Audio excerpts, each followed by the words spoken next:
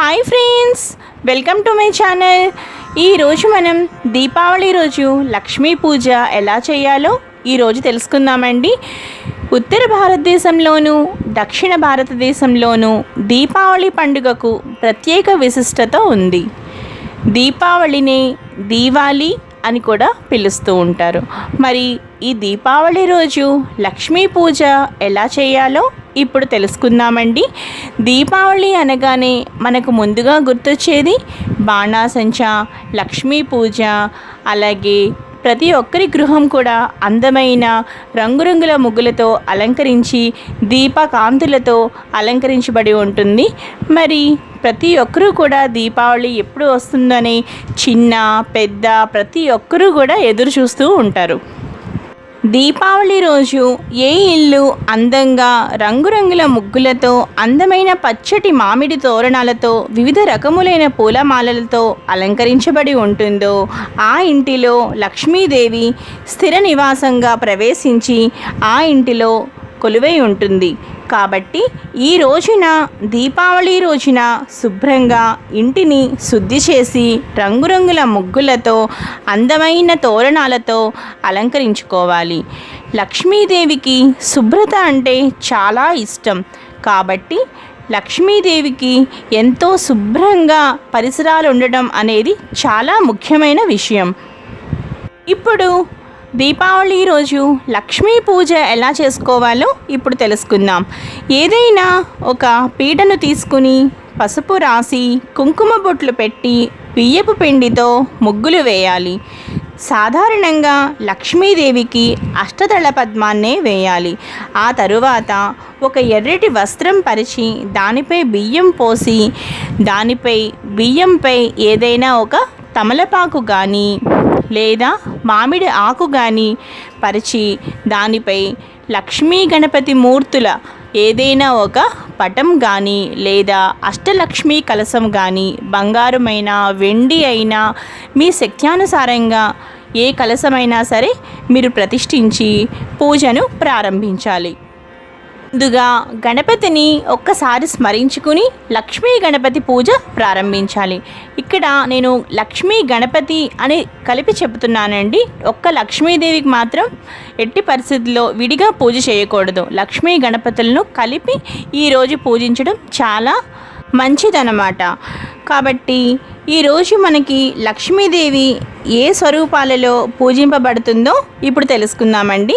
ఈ రోజున లక్ష్మీదేవిని అంటే ఈ దీపావళి రోజున లక్ష్మీదేవిని 3 రూపాలైన లక్ష్మీ, సరస్వతి, మహాకాళి రూపాలలో పూజించాలి. ఆ తరువాత కుబేరుణ్ణి కూడా తప్పనిసరిగా ఈరోజు పూజించాలి. మనం ఇక్కడ లక్ష్మీ గణపతులను ఎందుకు పూజించాలి అంటే కలిపి ఎందుకు పూజించాలి అంటే గణపతి మనం ఎక్కడ పూజ చేశామో అక్కడ అలా స్థిరంగా ఉంటాడు. కానీ లక్ష్మీదేవి మాత్రం అలా కాదు. చిన్న విషయం కానీ ఏది చిన్నది నచ్చకపోయినా సరే అలిగి వెళ్ళిపోతూ ఉంటుంది. కనుక అదే గణపతితో కలిపి లక్ష్మీదేవిని పూజించడం వల్ల గణపతి లక్ష్మీదేవిని వెళ్ళకుండా ఎక్కడికమ్మా వెళతావు, నువ్వు ఇక్కడే కూర్చో అని గణపతి లక్ష్మీదేవిని వెళ్లకుండా అక్కడే కూర్చోబెడతాడు. కాబట్టి లక్ష్మీ గణపతులను కలిపి మనం పూజించడం అనేది ఈ దీపావళి రోజు ముఖ్యమైన విషయం.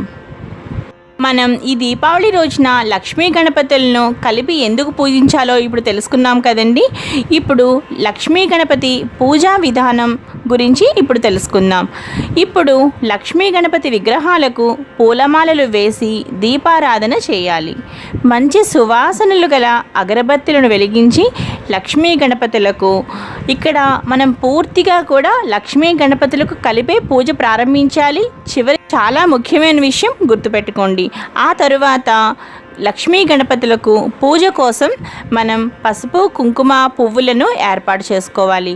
అలాగే పంచామృతాలు పాలు, పెరుగు, నెయ్యి, పంచదార, తేనె ఈ 5టిని కలిపిన పంచామృతాలను తయారు చేసుకోవాలి. ఆ తరువాత కొబ్బరికాయలు, పండ్లు, స్వీట్లు, నైవేద్యాలు కూడా సిద్ధం చేసుకుని రెడీగా పెట్టుకోవాలి.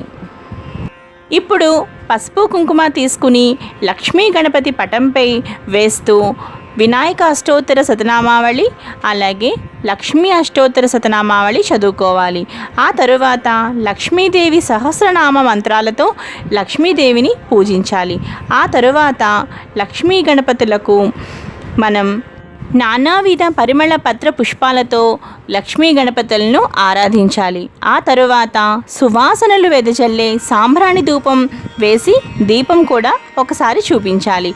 ఆ తరువాత పాలతో తయారు చేసిన మధుర పదార్థాలను లక్ష్మీ గణపతులకు నివేదించాలి. ఆ తరువాత రకరకాల పళ్ళు, స్వీట్లు అన్నీ కూడా లక్ష్మీ గణపతులకు నైవేద్యం పెట్టాలి. ఆ తరువాత లక్ష్మీదేవికి మీరు ఏదైనా కొత్త ఆభరణం సమర్పించదలుచుకుంటే ఏదైనా ఒక ఆభరణం కానీ లేదా లక్ష్మీదేవి రూపు కానీ అమ్మవారి వద్ద ఉంచాలి. తరువాత లక్ష్మీదేవి అనుగ్రహం కొరకు మీ వ్యాపారానికి సంబంధించిన చిట్టాలు, పిల్లల పుస్తకాలు, పెన్నులు ఇవన్నీ కూడా అమ్మవారి దగ్గర పెట్టి ఆశీర్వాదాన్ని పొందాలి. ఈ విధంగా పూజించుకున్నాక లక్ష్మీ గణపతులకు హారతులు ఇచ్చి ఆశీర్వాదాన్ని పొందాలి. ఈ వీడియో కనుక మీకు నచ్చినట్టయితే తప్పకుండా లైక్ చేసి షేర్ చేయండి. అలాగే సబ్స్క్రైబ్ చేసుకోండి.